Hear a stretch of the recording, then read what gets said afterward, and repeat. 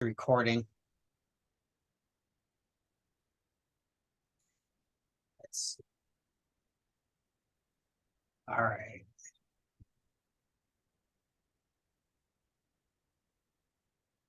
Sorry, just moving things around. All right, so I just kind of, want to talk about protecting your data and your future. And I feel like this is you know, something important that we should all be discussing because of, where everything's moved to being online. So, and with students as well, you got to think about your future and your career. So, I'm going to talk about some of that as well. But to start with, well, here's kind of my list of topics. So we're going to talk about, I felt I had an area that could talk about what is computer science, maybe get you a little interested in this field of study as well. And then we're going to talk about like knowing what is out there about you, social media, malicious websites, passwords, and encrypting data and backups as well. So to start with, what is computer science? And so, computer science is the study of computers, computational systems, applications. There's a lot more than really just sitting down and writing code. Right. And I feel like that kind of computer science gets that bad kind of like stereotype, I guess you could say, where there's more to it than just writing code. So do keep that in mind. And so you can see here, you have a software developer, which would be like the one writing code. We have data scientists. You have, cybersecurity analysts, which obviously what we're going to be talking about today kind of fits into that realm. You have computer system analysts and web developers. So these are just kind of subfields of computer science. And part of the reason I wanted to mention this is, these fields is that I just, maybe a week or two ago, I looked up the 20 highest paying degrees in 2023. You can see the article there. And if you look at, that's about 7 degrees out of the top 20 all relate to computer science. So this is why, computer science is not a bad area to get into, especially like cybersecurity. You can see right there, cybersecurity degree, it's about $100,000. So not bad as well. So, just throwing it out there that, we have a good computer science program here at Leeward. And so, it's important, kind of moving to the first topic of what this session is supposed to be about, is knowing what is out there about you. There's a lot of information that gets placed online and you might not realize what is out there. So it's important to know this. And people can use this information against you, right? Because it's easy to find a lot of personal details, such as like your address, a phone number, your email addresses, even previous locations you've lived, and family members. I mean, there's a ton of information. There's these websites that all they're doing is they're just collecting this data and housing it to make it easy for people to find this. And part of the reason why it's important to know is that, identity theft is a problem. You don't want someone to, find out what your phone number is, your address, go and apply for credit cards, get loans in your name. So you want to know what's out there so that you can kind of control it as well as best as possible. And right, this is kind of part of protecting your future, right? You don't want bad credit. You want to be able to eventually buy a house, get cars. So keep this in mind that this is why it's important as well. So the easiest way really is just doing a Google search for your name. I do this randomly for mine to see what's out there. And, if you have a common name, you probably don't need to worry as much. There's going to be a lot of people with your same name. So not too bad if you have a common name, but if you have a pretty unique name, which I kind of feel like, unfortunately, I do, I've never met someone else with the first name of Petersen. So, that makes it easier to identify me and find information. But one of the benefits I do have is I also do go by Pete. And there was actually a famous Seattle Seahawks announcer that was named Pete Gross. So that kind of helps if people don't know my full first name. But once you find my full first name, it's very easy to find information about you, about myself. And part of it part of the reason why it's important to know as companies that you might be applying to, businesses, corporations, they might start searching for your name, seeing what's out there, kind of what you've done. So it's important to know, what is out there as well about you, because these companies are going to be doing this as well. So here's just, I got no shame. So here's screenshots of everything about me. So, you look for my name, you'll find my LinkedIn. So, and then from there you can find information about me, more information. So here's I was in a lawsuit with Facebook. If you want to know more about that later, I can explain it, but I sued Facebook and won. And I didn't make money off of it. If you think I got money from it, I didn't see a penny. But here's my previous addresses. And yes, I am aware I'm showing this. It's out there. You could see everything going on. And if you kind of start looking, you could see previous addresses. And I actually I blocked out my current address. So my current address is not being displayed there. I was at least a little bit smart with this. And so you can see down here, you can actually go and find my home address where I grew up as a kid. And then from there, you can use that information and you can actually search for the address, and you can actually find, information about Thomas Street, Marion Street. You can find Robert Gross. So that's my stepfather. That's my mom. That's my brother. You can find information about the house. So this is information people can use, and hackers are going to do stuff like this because they're going to try to, gain an understanding of you and your kind of just who you are. So, keep that in mind. So this is just information, screenshots of things that, I just found quickly by doing a Google search for my name as well. So, do keep this in mind, that there's a lot of information. You might not realize this. I mean, this is going back to, going back to when I first moved into Hawaii. So you can kind of see in all the places I've lived as well. So keep that in mind. Not everything is accurate, but, it's pretty good on top. And as well, I guess I did block it out over on here on the left side where the map is. But with that one, you actually, it actually displayed my parents' home phone number. So, that was in there. You could find that as well. So, it's crazy to think what is out there about you. So it's important that we understand what is out there and try to combat this so that, people aren't able to commit identity theft, steal your identity. So, moving forward, social media, I know we're all big users of social media. It's kind of part of our daily lives. There's a lot of different ones out there. Some are more in the news than others. You might be hearing about TikTok and how, the United States government is thinking about possibly trying to ban this because it has ties to China.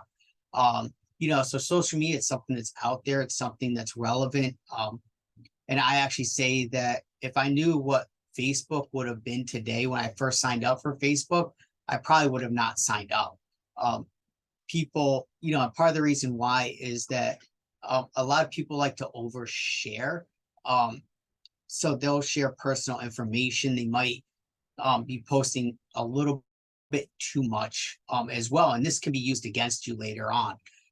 So be aware of sharing personal information or images. People might be taking pictures of what they think is just like their kitchen table, but within that image might be a credit card. You can actually zoom in easily now and get that credit card information. So keep that in mind, that you have to be aware of all these images that you're taking, because there might be some personable, identifiable information in that image that you might not want released, such as like your credit card or a bank statement. So just be aware when you post on social media, it's out there. And even if you delete it, it's not like you delete it and it just disappears.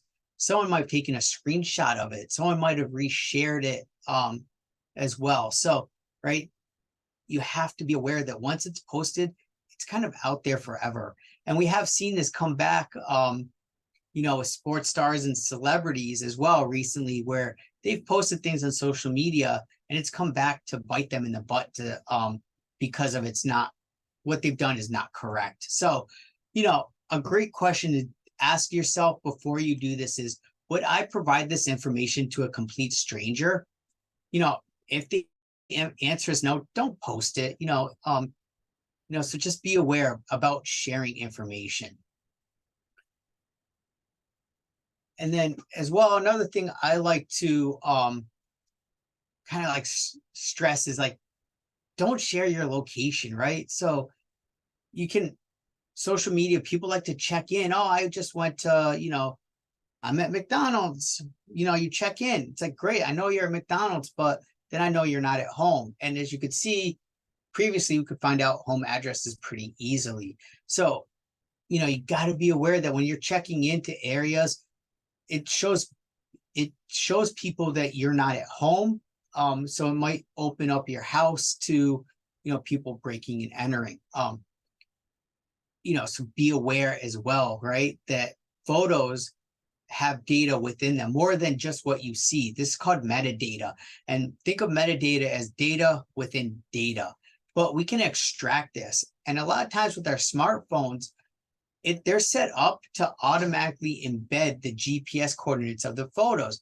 This is great because then, you can search for location, say, I want to see pictures of Kailua Beach. And any picture you took of Kailua Beach will show up.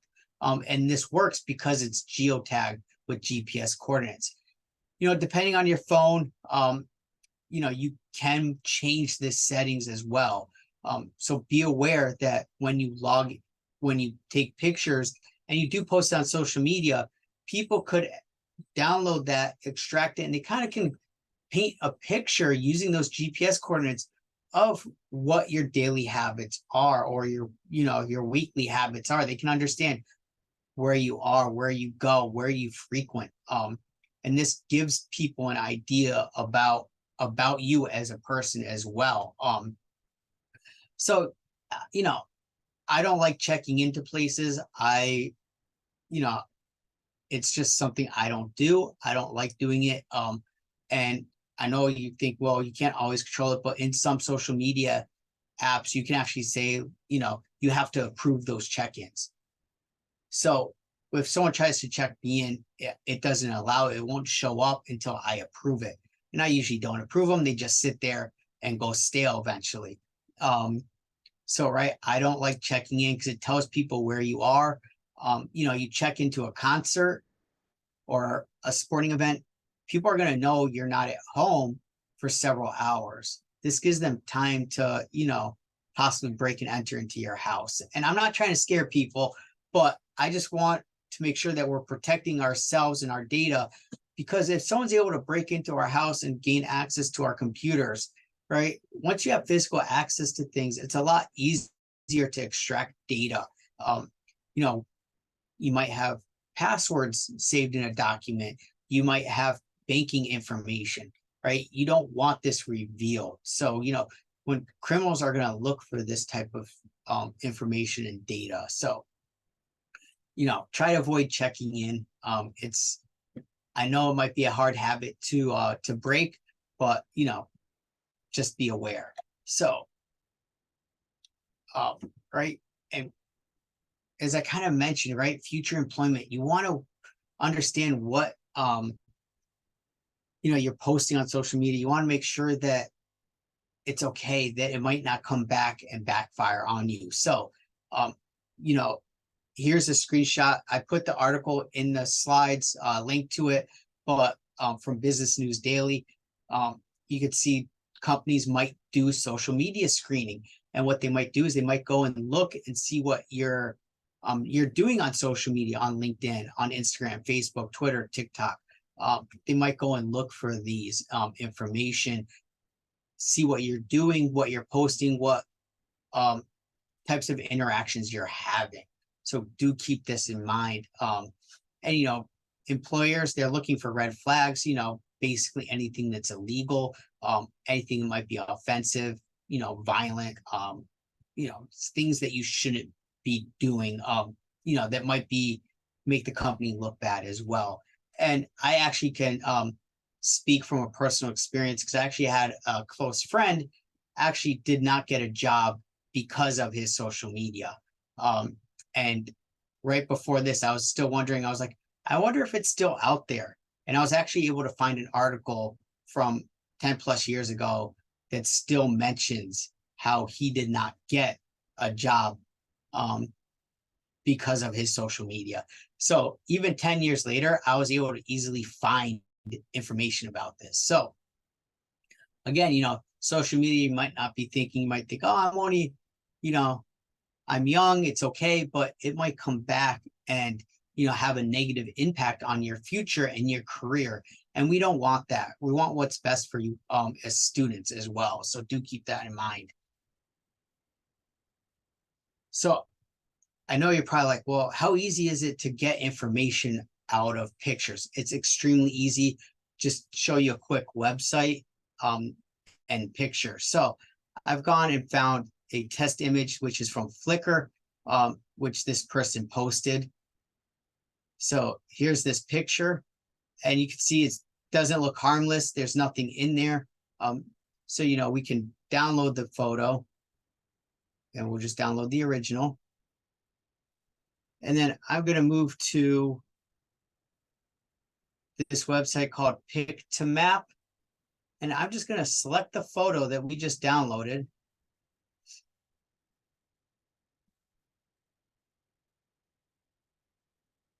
You can see it's processing it. And give it a second. And there you go. You could find here, it tells you the date the photo was taken, which was January 23rd, 2014. It tells you the address where it was. So this is in England in the United Kingdom. And it gives you the coordinates. So you can actually, and here it's showing you, it's kind of right by a pier. And you can actually zoom out to, because it's placing it on a map. So you can actually see where it was. So there you go. So here's the rest of Europe. And so it's right over here. So kind of very easy to extract information. And this is just one, one photo. Just imagine if you had hundreds of photos, you'd be able to kind of understand where people, their whereabouts, their patterns, their habits.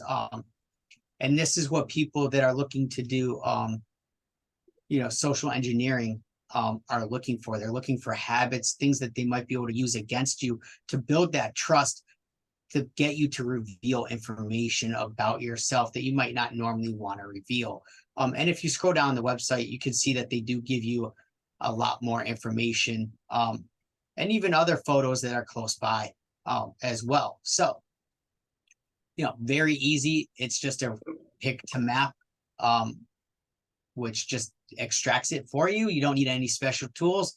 It's just all done on the online. So way too easy to do this. So be aware, don't embed your GPS coordinates when you're posting photos on social media, kind of sanitize your data.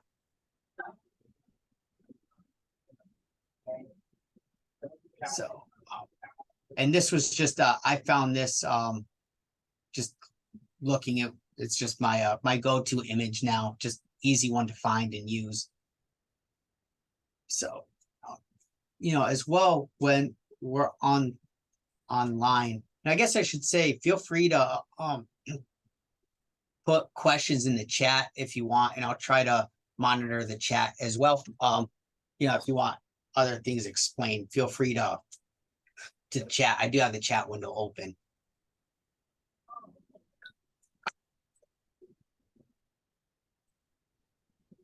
So as well, we have to worry about, just malicious websites, malicious emails. We can't trust everything that's out there.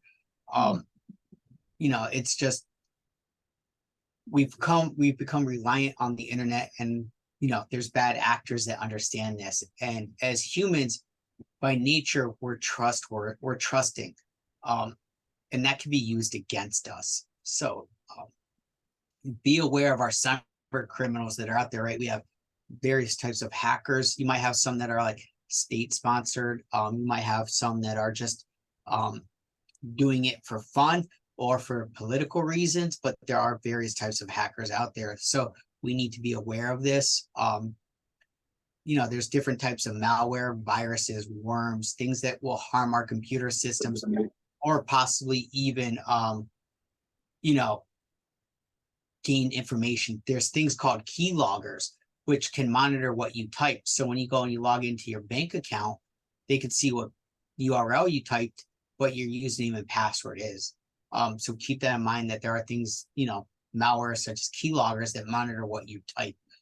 As well, there's ransomware, which you've probably seen in the news recently, where basically what will happen is your hard drive will get encrypted, and they basically say, hey, you got to pay us X number of Bitcoin, and we'll give you the decryption keys so you can get all your data. So, there's been school systems have been targeted. There's,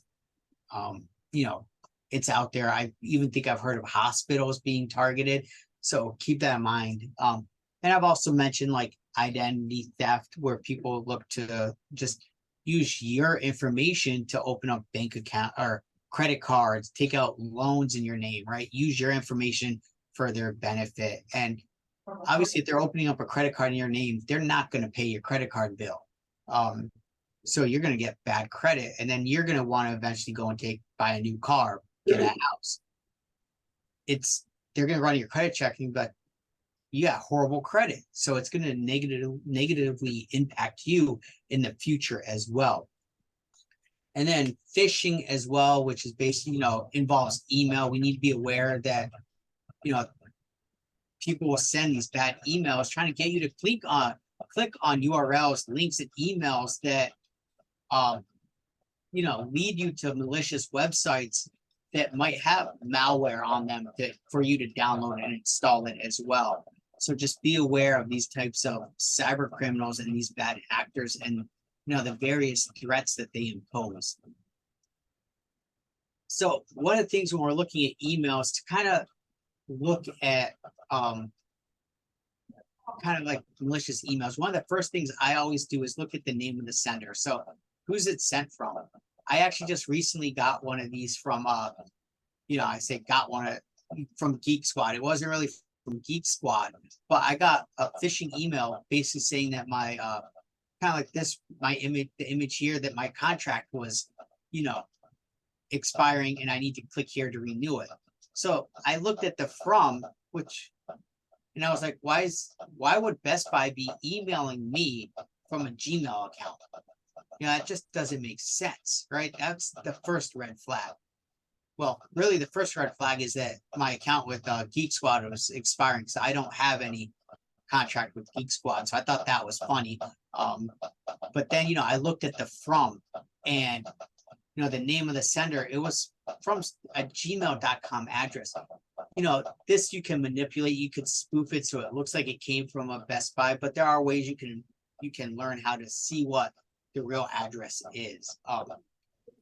Again, like the domain name too, right? It was from Gmail, not from Best Buy. I kind of knew that it wasn't right, because Best Buy wouldn't email you from a Gmail account. They would use their own, bestbuy.com. Another thing is to look at your spelling and grammar. A lot of times they have typos in these. It doesn't read correctly. Though I will say now with, OpenAI and ChatGPT, that the grammar and spelling issue is getting a little harder to detect, because these criminals are using that to construct these emails. So they've found ways of improving using OpenAI as well. A lot of times they use generic greetings, because they don't know, right? It's a generic email. They're sending this out to thousands of people, so it's a generic greeting. As you can see in my sample here, there really isn't even a greeting. It's just like, here's your new invoice, right? And this kind of leads to urgency, right? You have to pay this, right? You're thinking, oh, I owe money, I need to pay this. So keep that in mind. A lot of times they'll also request for personal information, and just a rule of thumb is never click on links within an email. If you get an email and it says, oh, you need to verify your Amazon.com account, don't click the link. Go to Amazon.com and look there and see. Just because a link says it goes to Amazon.com doesn't really mean it goes to Amazon.com. It could go to a third-party site that looks like Amazon, but all they've really done then is when you try to log in, they just gain your information, your username, your password. They harvest your credentials. And then they can log into your Amazon.com account and purchase things through your Amazon account with your credit card. So, keep that in mind. So as well with websites, right, we got to worry about malicious websites. And the first rule I would really say is, use your common sense. If it doesn't look legit, just close your browser tab. If you're looking at it and you're kind of like, oh, that just doesn't seem right. It just go with your gut, right? Just close it. Right. Then kind of look through it. Does it look legit? Look for, contact information. Is there any contact information? Can you find this? If you're questioning the website, try calling them up, because they should have a physical presence as well. They should have a way of getting a hold of them. And then as well, look at the URL. Is the name spelled correctly? I mean, here's some examples. Google.com. And I just realized that I tried spelling this one wrong, but autocorrect fixed it on me. So even me trying to make typos on purpose didn't work out. But I tried not having this one has the extra O. I tried not having an extra O in this one, but Google fixed, because this isn't Google Slides. Google Slides fixed the spelling of Google. Go figure. Or here, Google.com, where you have the E and the L are switched, right? So look at this. A lot of times bad actors are going to go and try to purchase a domain name that looks like it's legit and that we might not catch. So do keep that in mind, that, spelling matters. And as well, a lot of times these corporations, they do try to purchase. So if we do make this typo, they try to purchase them. And what they'll do is they'll redirect you automatically to, the legit site. Another one is, if it's too good to be true, it probably is. It's probably a scam, right? You might have seen ones that like, fill out this, quick and easy survey and you're going to get a $500 Amazon gift card, or click on this picture and you're going to automatically win a $500 Amazon gift card. Right? It's probably a scam. They're probably just trying to gain information off of you. They're trying to, redirect you to a malicious website to install some malware on it.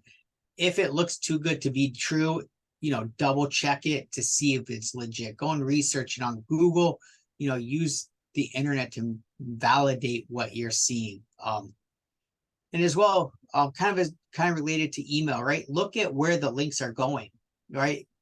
If they do not go to the site, they say it is probably a scam.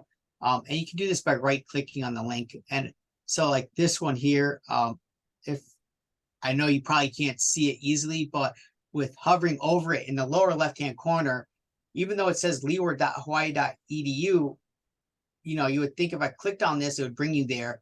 But if I click on it, it's actually going to bring us to ESPN.com. So there you go. So, and unfortunately, the Mets lost today. So, right here, unfortunately. But so keep that in mind, right? Just because it says Leeward doesn't mean it actually is going to go to Leeward. And so you can view this by hovering over it. I know it might not be easy, but in my lower left-hand corner of my screen, you might be able to see it says ESPN.com. So just be aware that just because it says something doesn't mean it's true. It's easy to change. This is why I was saying in emails, don't click a link. because, right, it's, you can do this in emails as well. Another thing is, well, is make sure the website says HTTPS. The S means that it's a secure site. It's using encryption, so that you know that data is being transmitted securely. If you can also look and see here, right, for the lock. And if you click on the lock, it's going to tell you your connection is secure. So this is actually just a screenshot of the browser. When I was creating this slide, I just took a screenshot to show this, but you could see that it has the lock, it's secure. If you're logging into a website, you should make sure that the website has HTTPS. Otherwise, what would happen is your credentials, your username, your password are actually going to be sent through the internet, not encrypted. This means that someone might be able to intercept this and view what your username and password is. So you want to be aware that you want to make sure your browsers are using encryption, so that you don't have to worry about your passwords being sent in the clear through the internet. Now I'd say a lot of times now, like, this is not something you really need to worry about too much. A lot of websites are now by default using HTTPS. But again, it's just something to be aware of and know about, so that we can protect our data.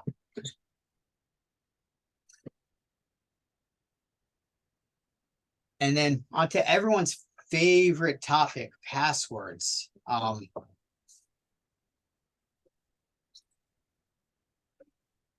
I know these are kind of like the bane of our existence. You have to have a password for everything.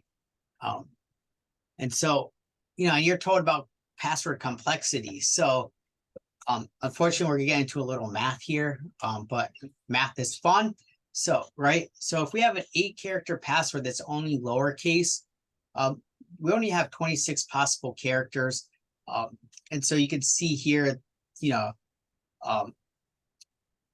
it looks like a lot of combinations, but really it's not. And then if we were to add in an 8-character password with upper and lowercase characters, right, we only have 52 options up to the 8th. So we have 5.3 times 10 to the 13th. So that is a pretty decent number. You're thinking, oh, that sounds like a good, good possibilities. And then if you add in numbers, it makes it a little more complex.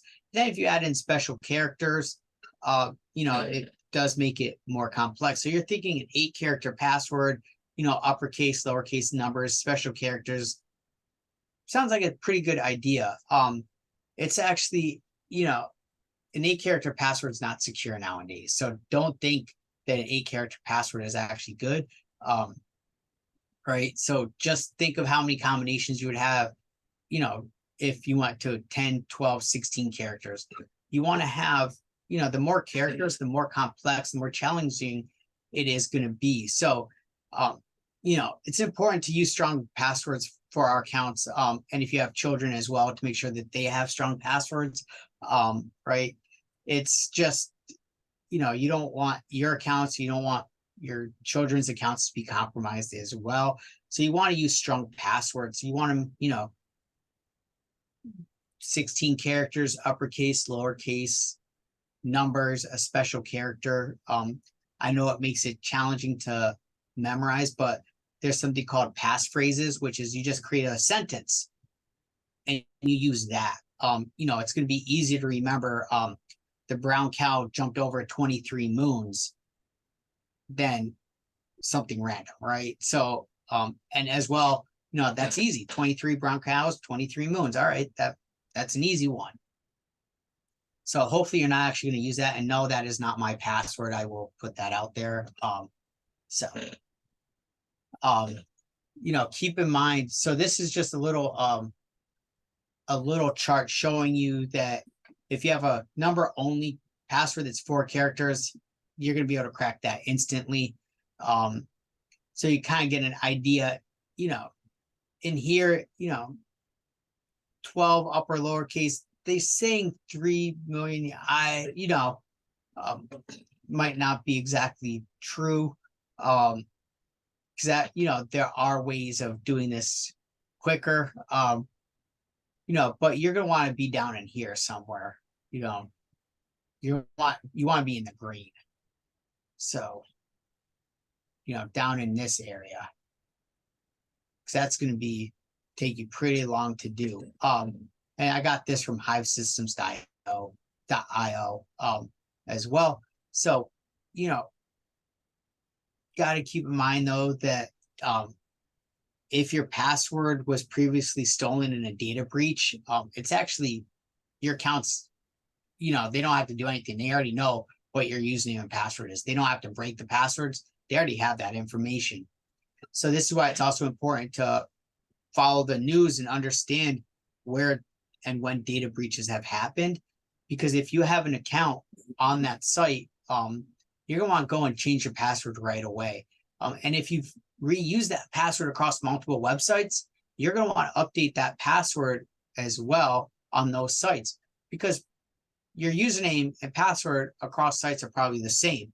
So that's why you want to update it. And, these malicious actors are going to try, if they got your password for one site, they're going to try other common sites and see if it works against that. So this is why it's important to kind of like follow the news, see if there's any data breaches, what companies have been hacked as well. So, and people use this information, right? There's these data breaches. People take this information and they create these password lists. And basically, it makes it a lot easier to guess passwords. So here is a list that is publicly on the internet. And I will show it, but I'm going to also give a warning that this is not my information. So there could be things in here that are not politically correct. So do keep that in mind. But just to show you, yeah, I can put a link. So you can see here, it's just a plain, see, there's some, yeah, if you look closely, you'll see some that are not appropriate, but you can see, right, there's just this long list of common passwords, and I scrolled too fast, so now it's got to load it all. So there you go. And people can use this to try to basically it's called a dictionary attack. This list of passwords is the dictionary. And what they'll do is they'll figure out what your username is, and they'll use this list, and they'll just try each one of these to see if they can log in. So keep that in mind, that this does exist. And let me copy link address and I'll paste it in the chat. So, and there's other ones out there. There's other password lists. So what people can do is they can take these lists and they can combine them to make an even longer list. Right. And so just keep that in mind, that these lists of passwords, I mean, this is 10 million passwords. That's a lot. So, just be aware this is out there. It's publicly available. And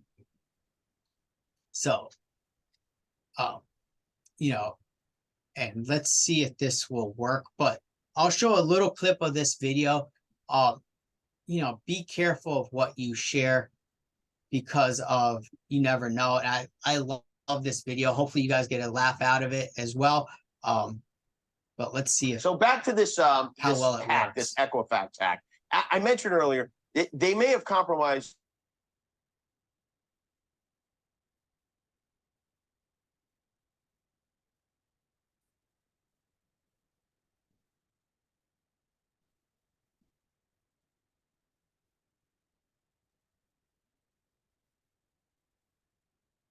the Americans, which is a lot of Americans. So in light of this, as a certain IP, well, we're having trouble seeing. All right, yeah, no, I stopped the share because it was starting to give us feedback. So, Oh, okay. what I'm gonna do is I was gonna get the link and post it in the chat so you guys can watch it afterwards.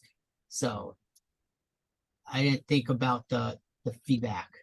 So there, it's just And then it's just a funny video where you see it's like Jimmy Kimmel, and what he does is he's going out on the streets and he's just asking people if they would share their password. And people are like, no, I'm not going to share my password. He said, then he'll be like, well, what's a good example of like what might a password be? And he'd be like, oh, it'd be like my dog's name and a random number. And be like, oh, really? Like you have dogs? Yeah, I got 2 dogs. Oh, well, what are your dogs' names? Well, Fido and Ralph. Oh, really? Well, what might be a number you might use in a password? Well, I might use my birth date. Oh, really? What year were you born? I was born in, 1957. All right, so a password you might use might be Ralph 1957. Right? I mean, people just don't realize that in a conversation that they've been led down to giving their password. So it's it's just a funny video. It's one I like using and sharing. But killed all mosquitoes in the area in '96. It's not playing nicely over Google Slides. So and Celia, I don't know if the top ones are more common or not, but because I'm not the one that curated that list, but they're your top ones. Yeah, and it's pretty sad that people still use 1, 2, 3, 4, 5, 6 as a password. So yeah, so check out the video when you have time. I think you'll get a laugh out of it.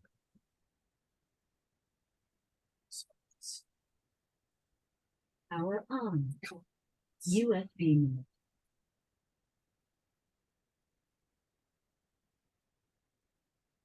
So, moving forward to encrypting data. So, again, sorry about the feedback. Wasn't intended, but check out the video when you got a chance. So, you might be like, why should I encrypt my data? Well, when you encrypt it, what's happening is you're converting your data into like secret code that only you can view, because you're the only one that can then have that master password that can decrypt it. So, right. And when you encrypt your data, if your system does get compromised, it means that someone with malintent isn't able to view your information. So if you encrypt your personal data, right, it's going to protect your passwords, financial information, like personal messages, pictures, right? You have this ability that you can control and you can protect it. So, and it also helps prevent identity theft, because again, it's protecting your personal information that might later be used for identity theft. So, it's a great idea to encrypt your data as well. So in Windows, so just a couple quick ways of doing this. There are multiple ways in Windows. So there's something that you can use in Windows by default called BitLocker. What BitLocker does is it encrypts your entire drive. So that's kind of cool. You're as well. And then you have VeriCrypt, which is a free open source software, and this will actually encrypt files or your drive. So VeriCrypt's nice because you can basically create a folder and encrypt the folder as well. And then you have Windows EFS, which is your encrypting file system, and this can also encrypt files and folders. And this is also part of Windows. So these are different ways you can do this. But I will say, if you do encrypt your entire hard drive, it will affect the performance a little bit. So do keep that in mind as well. And it is also possible to do this in Mac OS. So there's File Vault. I see it says Valve. It should be Vault, which is part of Mac OS, which encrypts your entire drive. You also have VeriCrypt, works on the Mac OS too. Another one's called Encrypto. And then you can also use in the Mac OS, you can also use disk utility. And in this, you can actually create a disk image. And if you're a Mac user, you understand this a little bit more. But you can create a disk image that's encrypted. So this is what I do. So I have a disk image that's a set size. I can put files into it, and anything I put in there, it gets encrypted and it's password protected. So you have to put in a password to decrypt it and view the file. So it's a way of protecting your information, so that if your system does get compromised, they can't pull out anything because they can't view it. It's encrypted. They can't view it. They can't read it. So it's a way of protecting your valuable data from people with malicious intents. And so backups. This is another important thing to be doing is doing backups. Because if your system does get compromised, you want to have backup of your data, so that you can do a clean reinstall and be able to kind of move forward as well. So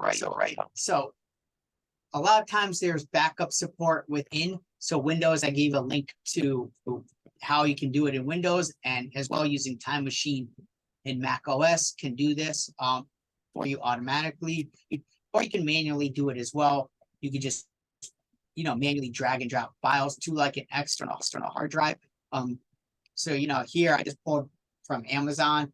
It's a 8 terabyte external hard drive for $150. So it's not, the price point's not too bad for this to be able to do and back up your data. So, you should be doing backup, because if you get hit with a virus, you want to kind of do a clean install of your system, but you don't want to lose all your data on there.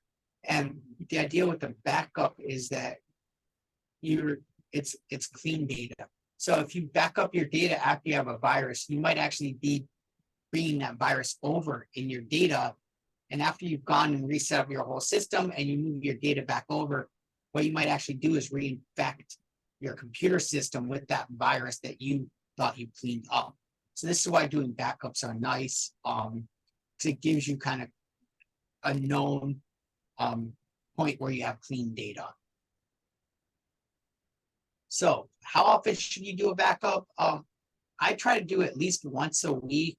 So worst case scenario is that you lose a week's worth of data. If it's important data, you maybe do it more frequently, like daily. If you're writing a term paper, it's something you've been working on for a while, you might want to back it up after you're done working on it for the day, right? And that one I might just, have a copy on my local machine and do a backup in Google Drive, right? So something like that, that might be how I back that as well. So, right, again, weekly is not a bad idea. If it's something important, I would recommend doing it more frequently as well. So, right, and why should I do backups? So, right, do backups so that you don't lose your important information. You don't want to have something that's important to you get lost, that you have to rework on, or that you can't replicate, that you can't redo. Right, if you get hit with a crypto virus, you don't have to worry. Well, I have all my data backed up. I don't need to pay you to get that decryption key to get my data. Right, as well, hard drives die, right? They do have a life expectancy. Hopefully it doesn't happen to you, but it does happen. So if a hard drive goes bad, right, you can restore your data from your backup. Right, mistakes happen. You might delete a file by accident. You might be, that was the wrong file. I didn't mean to delete that. Oh, well, good thing I did a backup the other day so I could just recover that, and I've only lost a couple of days worth of work. Right, don't risk it, just back it up. So, we got about 10 minutes left. So, are there any questions? I know it's kind of a lot, right? So,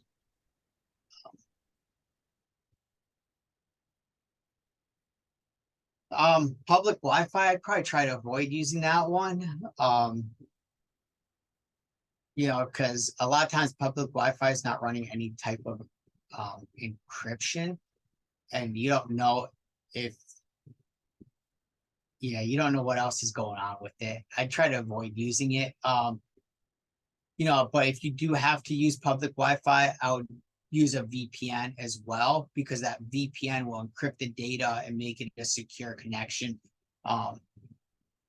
So that's what I would do. If you have to, actually, if you have to use public Wi-Fi, you know, use a VPN as well.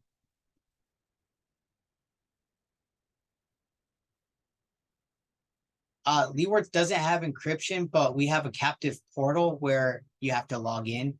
So, you know, you should be okay on our network.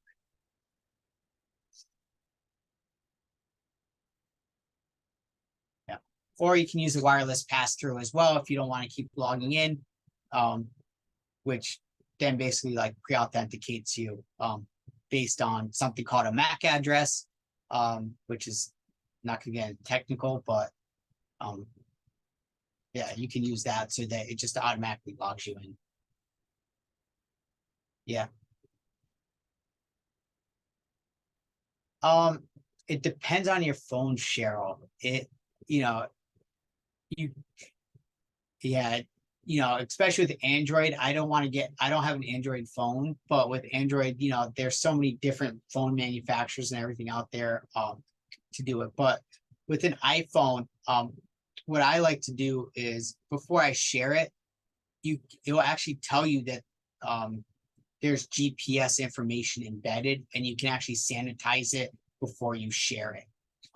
So that's what I like to do with the iPhones because of, I understand, you know, if I'm sending pictures to family, it's like, you know, I know I can control it, but once I send it to like my mom, you know, I don't know where it's going to end up. You know, she might forward it to friends, who knows what they're going to do with it. So, you know, I'll sanitize the data before I send it out to my mom. And you can do that when you're selecting the photo in iOS.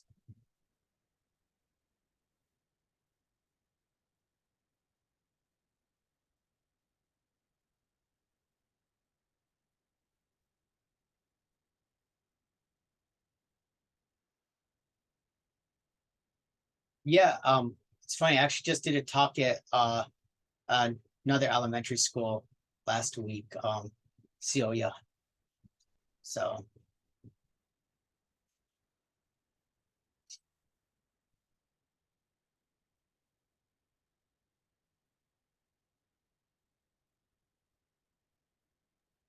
Well, these are really some great questions and such a timely topic. So if you have more questions or comments, keep them coming.